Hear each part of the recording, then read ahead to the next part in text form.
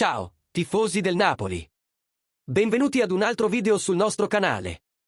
Oggi abbiamo un aggiornamento molto interessante sul mercato dei trasferimenti che vi farà emozionare.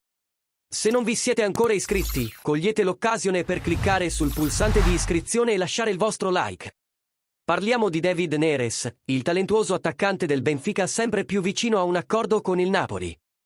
Secondo le ultime notizie riportate da Sport Italia e dal giornalista Alfredo Pedulla, la trattativa sta procedendo e potrebbe essere vicina ad una conclusione positiva.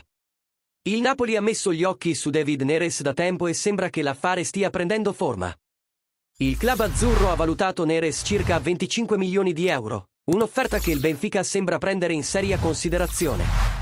Il fatto più significativo è che il Benfica, che inizialmente chiedeva 35 milioni di euro più bonus, ha ridotto le sue richieste. Questa riduzione è un chiaro segno che l'affare è vicino.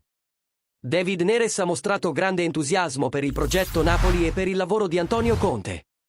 Questo non fa che aumentare la fiducia che l'affare possa essere concluso a breve, portando un prezioso rinforzo all'attacco partenopeo.